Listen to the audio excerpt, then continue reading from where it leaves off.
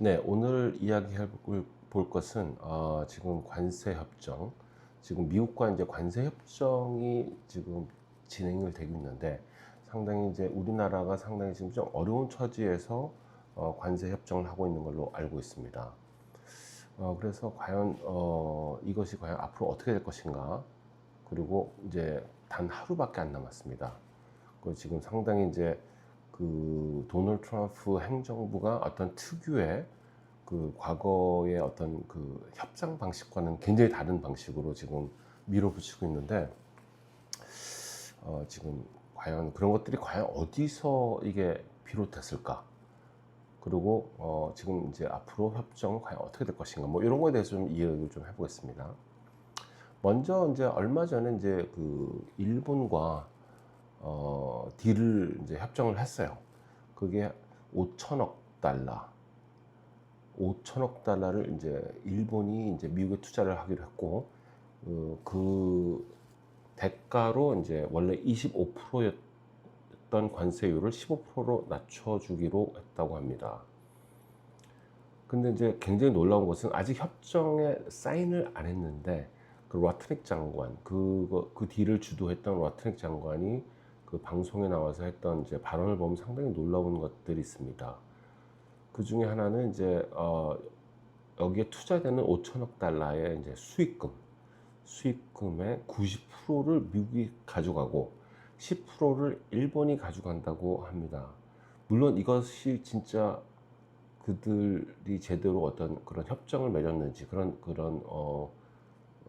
딜을 했는지는 모르겠습니다. 근데 일본 입장에서는 상당히 너무 놀라워서 그것은 아니라고 반박은 했지만 사실 지금 굉장히 좀 앞으로 좀 분쟁의 소지가 있을 것 같은 이제 그 딜이 이루어진 상태고요. 그리고 얼마 전에 이루어진 그 EU와의 어떤 딜 역시도 사실 좀 아직 명확하게 이루어지지 않은 그런 부분이 많습니다. 그것도 뭐 6천억 달러를 이제 향후에 투자를 하기로 했고, 그리고 또 에너지 섹터를 엄청나게 이제 그 EU에서 이제 사가고 그런 어떤 그 대가로 15% 정도의 이제 그 관세를 이제 매기기로 했죠. 근데 사실 이제 이런 것들을 봤을 때 상당히 이제 우리가 이제 눈여겨봐야 될 것은 이런 협상 방식들이 과거에 이제 미국 위주로 돌아가는 어떤 자본주의 사회 그리고 어떤 자유 무역 사회에서 일어났던 그런 형식의 어떤 협상 방식과는 매우 다른 것이라고 지금 생각이 됩니다.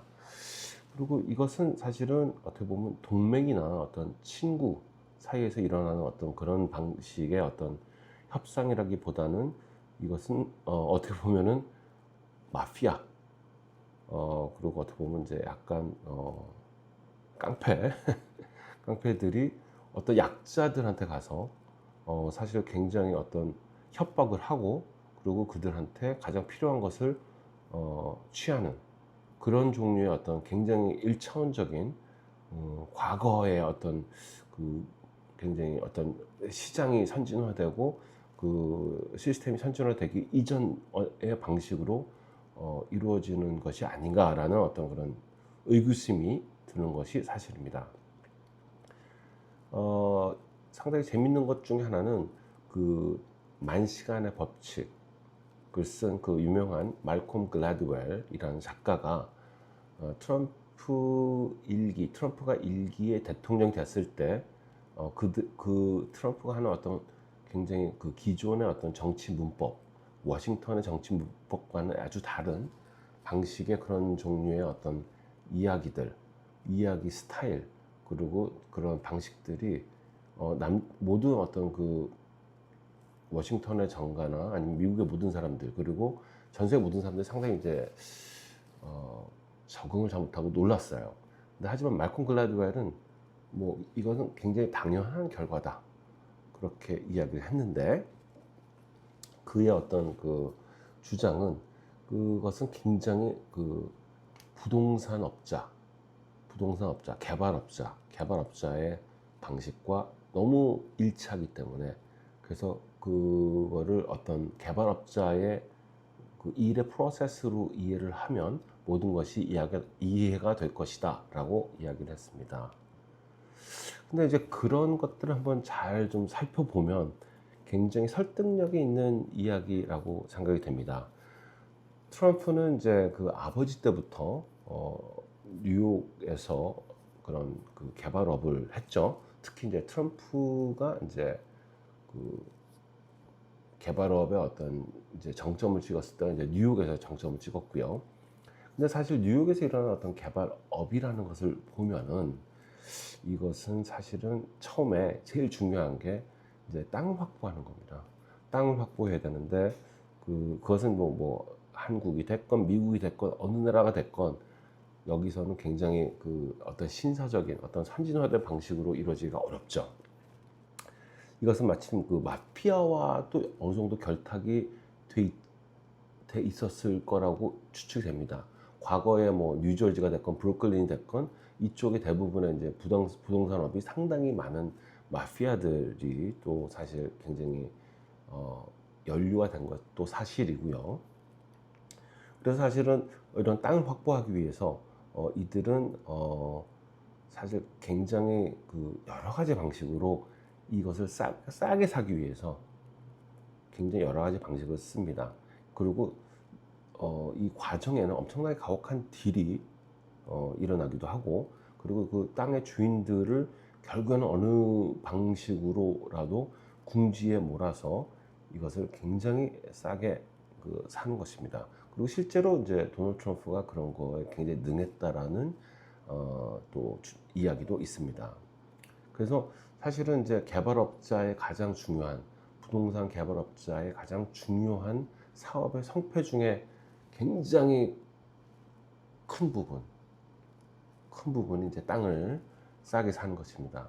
그래서 지금 현재 일어나고 있는 그 초창기의 그 관세 협정, 그 동맹국들과 그 여러 가지 나라들과의 어떤 관세 협정을 하는 것은 마치 부동산업자가 땅을 확보하는 그 첫 단계라고 생각을 하면 되겠습니다. 그래서 굉장히 가혹하게, 굉장히 아주 그 피도 눈물도 없이 그것을 가격을 굉장히 자기들한테 유리하게, 조건을 자기한테 유리하게 하게끔 하면서 이런 모든 딜을 지금 만들어가는 이런 것들이 결국에는 지금 땅을 확보하는 그 단계라고 할 수 있겠습니다. 근데 이제 보면은 이제 개발업자가 땅을 확보를 성공적으로 하게 되면 그 이후에는 굉장히 이게 자기 주도적인 어떤 방식으로 일이 이제 계속 일어나게 되는 것입니다. 그 다음부터는 이제 뭐 설계도 해야 되고 여기에다 이제 건설업체를 붙여야 되고 해서 상당히 자기 주도적으로 어떤 상품을 만들게 되겠죠. 그러면서 그 중간에 뭐 어떤 뭐 허가 뭐 이런 것들 위해서 이제 공무원들과의 어떤 이야기도 있고요. 그래서 사실은 이제 이런 그 관세, 전 세계와의 어떤 무역 전쟁도 이런 딜이 처음 일어났을 때는 상당히 초창기에는 굉장히 뭐 아주 성공적인 딜처럼 아마 일어나지 않을까. 그런 어떤 경제적인 분위기, 경제적인 풍요, 그리고 그런 많은 돈들이 미국으로 들어올 것이다. 어떤 이런 식으로 미국의 어떤 경제의 장밋빛들이 일어나지 않을까라고 이제 생각이 듭니다. 근데 이제 중요한 것이 사실 이제 그런 것들이 이제 이루어지고 그 다음 단계 부동산업에서 이제 분양을 해야 되는 것이죠. 그리고 이제 유닛을 팔아야 되고 아니면 어떤 그 만들어진 에셋을 나중에 팔아야 되는데 그건 또 다른 문제라고 생각합니다. 그건 이제 자기 주도적인 어떤 비즈니스가 아니고 그건 이제 그 외부의 조건들, 외부의 경제 조건들 그런 것들과 상당히 이제 얽혀 있기 때문에 이건 좀 다른 종류의 어떤 이야기라고 할 수 있죠. 뭐 지금 현재 이것도 마찬가지입니다. 이런 이 무역에 있어서 이제 그런 것들이 만들어져서 나중에는 사실은 결론적으로 이게 그 어떤 뭐 달러화가 어떻게 되느냐, 그리고 그 외에 이제 그 외부의 이제 전 세계의 어떤 그런 그 경제 환경이 어떻게 변하느냐에 따라서 이게 지금 미국이 주도하는 자국주의적 우선주의 그리고 이런 그 경제 시스템이 과연 성공을 할 것이냐 실패를 할 것이냐가 결정이 될 것으로 봅니다. 근데 이제 보게 되면 이제 이런 관세 협정들이 이제 만들어지고 그런 것들이 했을 때 결론적으로 이제 이 전체적인 그림에서 나는 것은 이게 사실 자유무역 과거에 그 미국이 주도했던 전 세계의 어떤 자유무역 질서가 이제 사실은 깨지는 그런 모먼트라고 보면 될 것입니다. 그리고 이것은 이제 새로운 이제 그 보호무역 시대로 가는 것이죠. 보호무역 시대로 가는 것이고, 그리고 이것은 결론적으로 처음에는 미국에는 엄청나게 좋아 보여도 점점점 미국이 이제 그 활동할 수 있는 시장은 점점 줄어들게 되고, 그리고 세계 경제가 사실 굉장히 위축이 되지 않을까라는 그런 우려가 드는 것이 사실입니다. 또 그렇게 됨으로써 전 세계는 점점 이제 블록화가 되겠죠. 경제의 블록화가 되는 미국이라는 경제, 그리고 이제 EU라는 경제, 그리고 아시아에서도 아시아의 어떤 하나의 블록 경제가 이제 생길 가능성이 크게 되는 거죠. 그리고 남미 경제, 그리고 이제 러시아가 이제 주도하는 이제 그 동유럽 경제권. 그래서 서로가 과거처럼 굉장히 자유무역이 일어나기보다는 자기들만의 어떤 이득을 취하면서 그런 그 서로가 참여하는 그런 경제권이 블록 경제권, 보호주의적 경제권이 일어나지 않겠느냐 이런 생각이 되는 것입니다.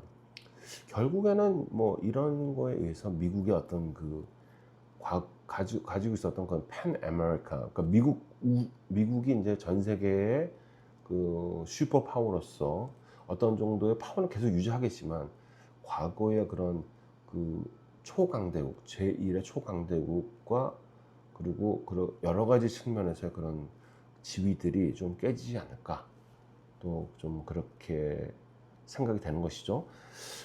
왜냐면 이제 그런 전 세계적으로 역사적으로 봤을 때 그 어떤 제국, 그리고 그 당시에 가장 위대한 나라들을 봤을 때 항상 그 나라들이 그 추구했던 것은 그 문호를 열고 국호를 열고 외부의 나라들과 서로 교류를 하고, 그리고 소통을 하면서 점점 그들의 영향권을 넓혀갔을 때 결국에는 세계 강대국이 되는 어떤 그런 하나의 어떤 프로세스가 항상 있어 왔는데, 지금 이제 미국이 취하는 것은 그거와는 정반대의 길이기 때문에 이것이 과연 이제 미국이 결국에는 이제 세계 최강대국의 어떤 지위에서 결국에는 이제 내려오는 그런 하나의 이제 그 모먼트가 되지 않나, 좀 그런 걱정스러운